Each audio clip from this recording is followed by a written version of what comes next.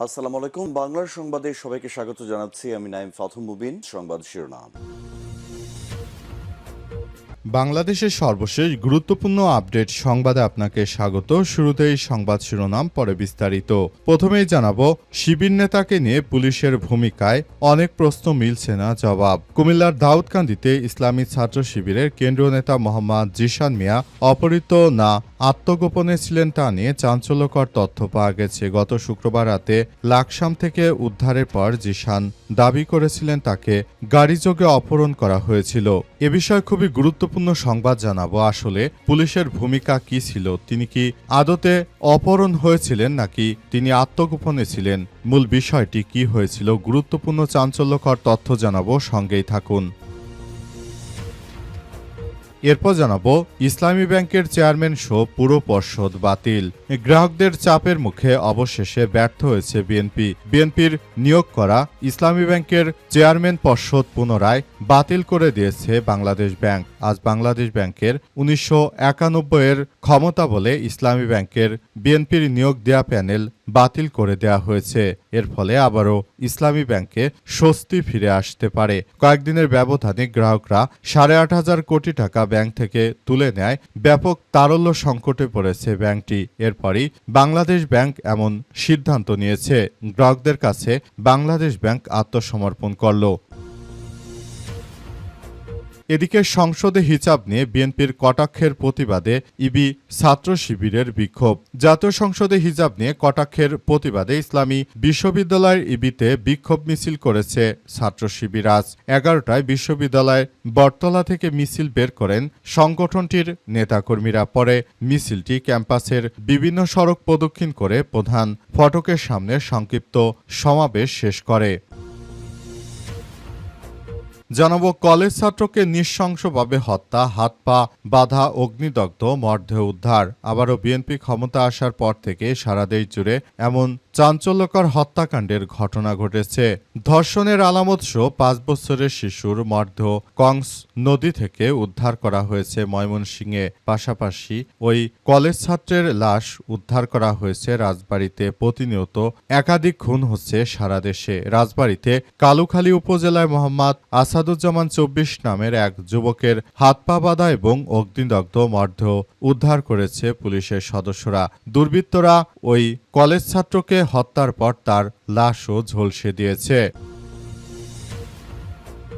এবং সর্বশেষ জানাবো, সন্ধ্যার মধ্যেই ঝড়ের আশঙ্কা, টানা 5 দিন বজ্রসহ বৃষ্টি ও ভারী বর্ষণের পূর্বাভাস।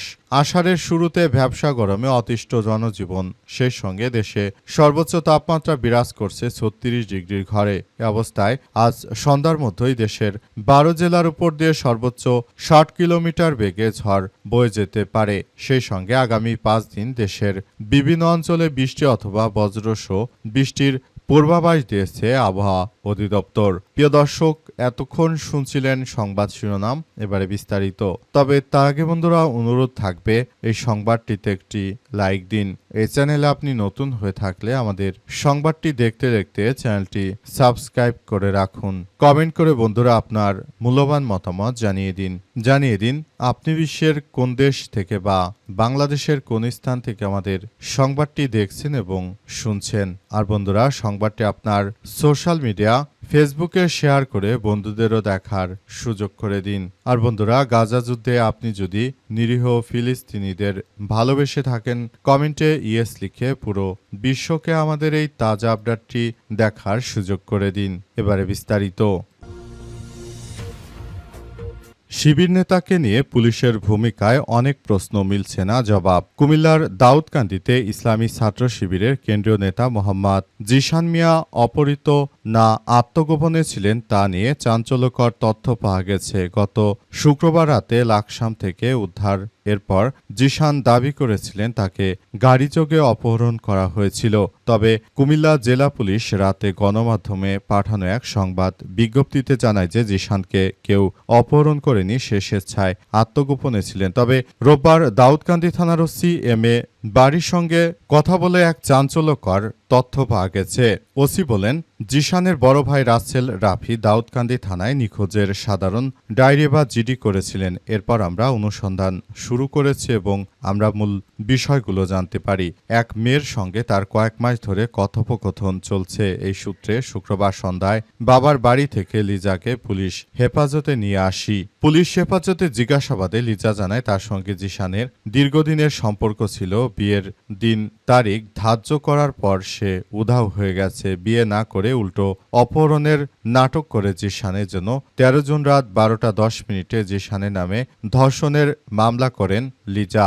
ওই নারী যদি আসলেই ভিকটিম হয়ে থাকেন তাহলে তিনি জিশান উদ্ধার হওয়ার আগেই কেন মামলা করলেন না, উদ্ধার হওয়ার পরেই কেন মামলা করতে হলো তাকে? এ বিষয়ে জানতে চাইলে ওসি বাড়ি জানান, জিশানকে অপহরণের অভিযোগ পাওয়ার পর আমরা যখন উদ্ধার কাজে মাঠে নামি তখন লিজার সঙ্গে জিশানের প্রেমের সম্পর্কের বিষয়টা সামনে চলে আসে। লিজা মনে করেছে অপহরণের ঘটনায় তাকে জড়ানো হবে। এই মামলায় সে আসামি হতে পারে, এজন্য সে জিশানের বিরুদ্ধে মামলা করে থানায় জিডির পর মুক্তিপণ চাওয়া নম্বরটি ট্র্যাকিং করে লোকেশন দেখা হয়েছে কিনা পুলিশ এই নম্বরের সূত্র ধরে সংশ্লিষ্টদের ধরছে না কেন বিষয়ে জানতে চাইলে ওসি বাড়ি বলেন যে জিশানের সঙ্গে লিজার কথোপকথনের রেকর্ড পাওয়ার পর ওইদিকে আমরা দৃষ্টি দেইনি। মূল কথা হচ্ছে বিষয়গুলো নিয়ে আমাদেরও একটু ঘাবলা মনে হচ্ছে। আসলে শিবিরের ওই নেতা তাকে অপহরণ করা হয়েছিল নাকি ওই মেয়ের প্রেমঘটিত কারণে তিনি আত্মগোপনে ছিলেন, সে বিষয়টি নিয়ে আমাদের মনে হয় হয়তো তাকে অপহরণ করাই হয়েছিল। কারণ তাকে যদি অপহরণ না করা হবে তাহলে তার যখন খোঁজ পাওয়া যাচ্ছিল না তখন ওই লিজা কেন মামলা করল না, এই প্রশ্নটি ঘুরে ফিরে সবার মাথায় আসছে। এর থেকে মনে করা হচ্ছে যে আসলে বিষয়টি হয়তো ভিন্ন দিকে চলে যাচ্ছে। ইসলামী ব্যাংকের চেয়ারম্যান সহ পুরো পর্ষদ বাতিল। দেশের বৃহত্তম সৌরভিত্তিক ব্যাংক ইসলামী ব্যাংকের চেয়ারম্যান সহ পরিচালনা পর্ষদের বোর্ড অব ডিরেক্টরস এর সব সদস্যের নিয়োগ বাতিল করেছে বাংলাদেশ ব্যাংক। বাংলাদেশ ব্যাংকের সহকারী মুখপাত্র শাহরিয়ার সিদ্দিকী এই তথ্য নিশ্চিত করেছেন। তিনি জানান যে ব্যাংক কোম্পানি আইন ১৯৯১ এর ক্ষমতা বলে রোববার এই সিদ্ধান্ত গ্রহণ করা হয়েছে। বাংলাদেশ ব্যাংকের এক বিজ্ঞপ্তিতে বলা হয়েছে যে আমানতকারীদের স্বার্থ ও জনস্বার্থে ইসলামী ব্যাংকের পরিচালনা পর্ষদের চেয়ারম্যান সহ সব পরিচালকের নিয়োগ বাতিল করে দেওয়া হয়েছে। একই সঙ্গে ব্যাংক কোম্পানি আইন ১৯৯১ এর ৪৭/৩ ধারা অনুযায়ী বাংলাদেশ ব্যাংকের নির্বাহী পরিচালক মোহাম্মদ জহির হোসেনকে পর্ষদের যাবতীয় ক্ষমতা প্রয়োগ ও দায়িত্ব পালনের দায়িত্ব দেওয়া হয়েছে। অর্থাৎ ইসলামী ব্যাংকের যে খুরশিদ আলমকে নতুন করে চেয়ারম্যানের দায়িত্ব দেওয়া হয়েছিল তাকে সেই পদ থেকে সাসপেন্ড করা হয়েছে। এখন আর খুরশিদ আলম নেই, এখন নতুন পর্ষদের অধীনে ব্যাংক চলাচল করবে। বিশেষ করে ব্যাংকটিতে মাত্র কয়েকদিনের ব্যবধানে প্রায় ৮,৫০০ কোটি টাকা তুলে নেয় ব্যাংকের আমানতকারীরা। এই ঘটনায় ব্যাংকটিতে বিপুল পরিমাণ তারল্য সংকট দেখা দেওয়ার পরই নতুন করে এই সিদ্ধান্ত গ্রহণ করেছে বাংলাদেশ ব্যাংক। এছাড়াও ব্যাংকটির স্বার্থ রক্ষা করার জন্য ব্যাংকটিতে ২,৫০০ কোটি টাকা বাংলাদেশ ব্যাংকের পক্ষ থেকে ধার দেওয়া হয়েছে। নতুন করে এমন সমস্যাগুলো সামনে আসার কারণেই মূলত বাংলাদেশ ব্যাংকের নতুন গভর্নরের নির্দেশে ইসলামী ব্যাংকের পরিচালনা পর্ষদ থেকে মূলত খুরশিদ আলমকে সরিয়ে দেওয়া হয়েছে। অভিযোগ রয়েছে খুরশিদ আলমের স্ত্রী ৩ কোটি টাকা ব্যাংকের ঋণ খেলাপি। তার মতো একজন ব্যক্তিকে যখনই ইসলামী ব্যাংকের পরিচালকের পদে দায়িত্ব দেওয়া হয়েছিল তখনই ইসলামী ব্যাংকের গ্রাহকরা খুরশিদ আলমের উপর অনাস্থা প্রকাশ করে এবং তারপরেই তারা সেখান থেকে টাকা তুলে নিতে শুরু করে। তুলতে প্রায় ৮,৫০০ কোটি টাকা তারল্য তুলে নেয় গ্রাহকেরা। এই ঘটনার পরই এই গুরুতর সমস্যায় পড়ার আগে মূলত ব্যাংকটির এই কার্যক্রমের উপর নতুন করে তারা নির্ভর করতে শুরু করেছে। সংসদে হিজাব নিয়ে কটাক্ষের প্রতিবাদে ইবি শিক্ষার্থীদের বিক্ষোভ। জাতীয় সংসদে হিজাব নিয়ে কটাক্ষের প্রতিবাদে ইসলামী বিশ্ববিদ্যালয় ইবির শিক্ষার্থীরা বিক্ষোভ করেছে।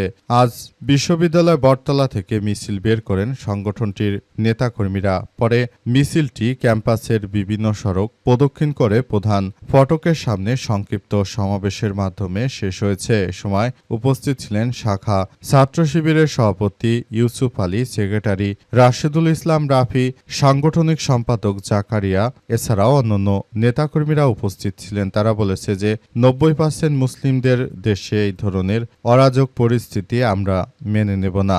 যার যে ধরনের পোশাক পরা হোক না কেন সেটি তাদের ব্যক্তিগত পর্যায়ে থাকুক, ধর্মীয় পোশাক কিংবা যার যার মতো করে যে কোনো পোশাকই একজন পরতে পারে সেটি নিয়ে অন্য নেতৃত্ববৃন্দর এই ধরনের কুরুচিপূর্ণ মন্তব্য করা কোনোভাবেই সমীচীন নয় বলে উল্লেখ করেছে তারা, এবং আরও জানানো হয়েছে এই ধরনের অনাকাঙ্ক্ষিত ঘটনাগুলো যে বা যারা ঘটিয়েছে তাদের বিরুদ্ধে শাস্তিমূলক ব্যবস্থা গ্রহণ করা উচিত বলে মনে করেন ইবির শিক্ষার্থীরা। তাই তারা বর্তমান সরকারের বিরুদ্ধে এই বিক্ষোভ মিছিল দিয়েছেন এবং তারা আরও জানিয়েছেন যে সারা দেশ জুড়ে যে ধরনের হত্যা, রাহাজানি, সন্ত্রাসী, চাঁদাবাজি সহ দুর্নীতির প্রতিটি কার্যক্রম হচ্ছে সেসব বিষয়ে সরকারের খেয়াল দেওয়ার খোঁজ নেই। তারা আছে নারীদের ইসলামী পোশাক নিয়ে।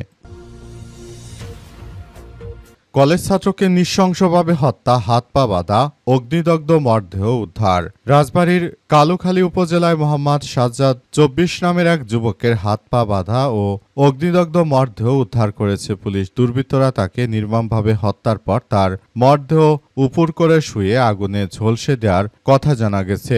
নিহত আসাদুজ্জামান কালুখালী উপজেলার মদাপুর ইউনিয়ন বিল মানুষমারি গ্রামের মোহাম্মদ শাহজাহান মণ্ডলের ছেলে। তিনি বালিয়াকান্দি উপজেলার অবস্থিত মীর মোশারেফ হোসেন কলেজের ডিগ্রির ছাত্র ছিলেন এবং পড়াশোনার পাশাপাশি বাবার সঙ্গে কৃষিকাজ করতেন। পারিবারিক সূত্র ও স্থানীয় সূত্র থেকে জানা যায়, বাদ আসর বাড়ি থেকে বের হওয়ার পর নিখোঁজ হন আসাদুজ্জামান। রাত 8টার দিকে তিনি সৌদি প্রবাসী দুলাভাইয়ের কাছে মুঠোফোনে জরুরি 5,000 টাকা প্রয়োজন বলে জানান। এরপর থেকেই তার মোবাইল ফোন বন্ধ পাওয়া যায় এবং পরিবারের সঙ্গে সব যোগাযোগ বিচ্ছিন্ন হয়ে পড়ে।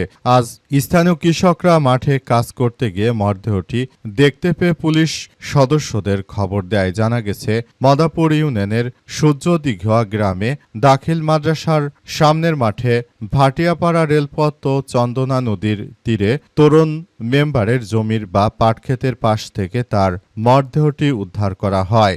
জানা যাচ্ছে যে সারা দেশে বিএনপি ক্ষমতা আসার পর থেকে এমন সন্ত্রাসী কার্যক্রমগুলো সারা দেশ জুড়েই ছড়িয়ে পড়েছে।